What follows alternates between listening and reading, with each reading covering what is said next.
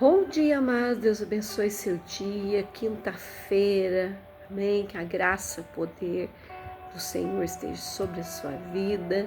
Que o Espírito Santo venha te fortalecer nessa manhã, renovando a sua fé, renovando a esperança, dando um novo vigor para você. Amém. Deus dá vigor àquele que não tem. Glória a Deus por isso, né? Que Deus, Ele é a nossa força. A alegria do Senhor é a nossa força. Nós dependemos totalmente dele. Hoje eu quero falar de vasos quebrados, né? Nós sabemos que o processo é difícil, mas o resultado é glorioso, né? Jeremias 18, 3-6 fala: Desci, pois, à casa do oleiro, eis que estava ocupado com sua obra sobre as rodas, como o vaso que ele fazia de barro. Ele quebrou nas mãos do oleiro, tornou a fazer dele outro vaso, conforme pareceu bem aos seus olhos fazer.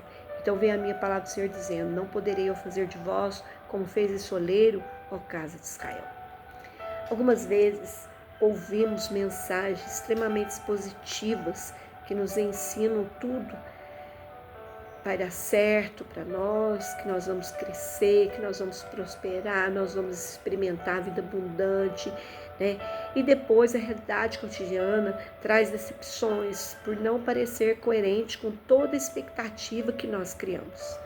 A mensagem pode ter sido correta ao falar de resultados, mas incompleta por desconsiderar os meios, os caminhos, o tempo de Deus. Pode também ter sido exagerada quanto ao cenário, às vezes, que nós idealizamos, principalmente, né, em área de materialista.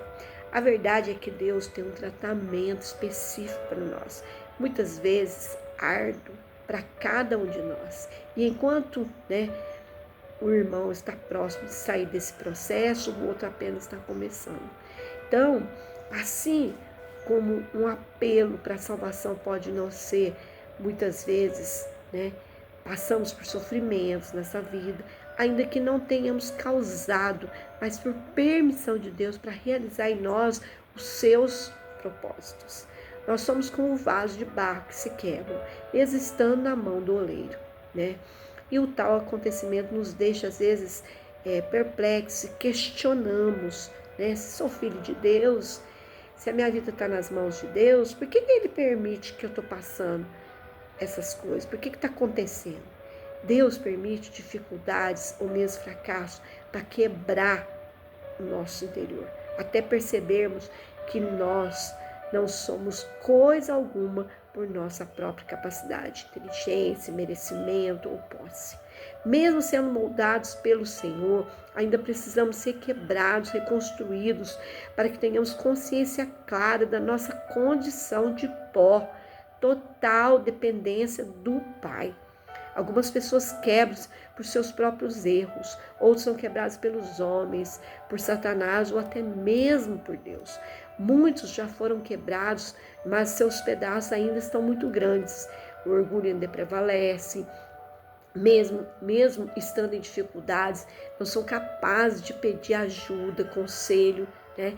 E aí são quebrados novamente. Né? E nós vemos a palavra de Deus falar de Jacó, enganador, que usou esperteza contra seu irmão Esaú, o pai Isaac. Depois de ter sido abençoado pelo pai, ao contrário do que ele poderia esperar, né, começou a ser quebrado na mão de Deus. Certamente, irmão, a bênção viria, mas não de imediato. Não antes do seu caráter fosse transformado pela mão do oleiro através de experiências dolorosas. Ele perdeu o convívio familiar, nunca mais viu os pais, foi enganado no casamento, explorado pelo seu sogro, mas aprendeu afinal que precisava depender totalmente, porque ele dependia de uma aliança com Deus, né? A Bíblia fala de Moisés também, né? Como status de príncipe, jovem, forte, irado, superior, matou o egípcio e ele precisava ser quebrado. Seu tratamento foi tão rigoroso que levou 40 anos para ele, né? Porque ele não acreditava que ele poderia libertar o povo de Israel, né? Nós encontramos Moisés depois moído, porque Deus começou a reconstruí-lo. Por tudo isso, ele veio se tornar um homem manso na terra, resultado da obra de Deus na sua vida, né? Outro exemplo, Jó, que foi quebrado, moído até até o pó. Naquele árduo processo, todos os conceitos de justiça foram destruídos, né? E também vemos Paulo, que encontrava-se no auge do seu poder político, religioso, e ele encontrou com Jesus e foi esvaziado de si mesmo, né? Foi humilhado, ficou cego, né? E muito tempo depois estava pronto para afirmar: eu não sou eu que vivo, mas Cristo vive em mim. Então, né? Que somos quebrados para que somente Cristo seja exaltado. A quebra inclui perdas, humilhação, desconstrução da nossa imagem, porque está acima do propósito de Deus. Quando reconhecemos que nada somos, aprendemos a conhecer o Cristo que pode ser em nós. Muitos querem prosperar no sentido de ver e tudo dar certo, mas estão no tempo de ser quebrados. Portanto, isso pode gerar um grande conflito, decepção, a não ser que aprenda a compreender o momento que você se encontra. Queremos sair do Egito e entrar direto em Canaã, mas não é assim que as coisas de Deus funcionam. Ainda temos um deserto para atravessar e muitos de nós estão apenas entrando nele. Queremos que Deus nos ajude a realização dos nossos planos, mas é importante e necessário é que o plano de Deus prospere. Nós precisamos viver a prosperidade da cruz conforme Isaías escreveu. Né? Isaías 53:10. O Davi foi vontade do Senhor moê-lo, fazê-lo enfermar. Quando ele se puser como oferta pelo pecado, verá a posteridade, prolongará seus dias e a vontade do Senhor prosperar nas suas mãos. Então o texto fala sobre Jesus, mas ele mesmo diz que os seus seguidores deveriam tomar cruzes. Era porque alguma medida haveria no experimentar algo semelhante. Alguns fracassos são resultados do pecado, mas embora indesejáveis, porém são usados por Deus para nos moldar.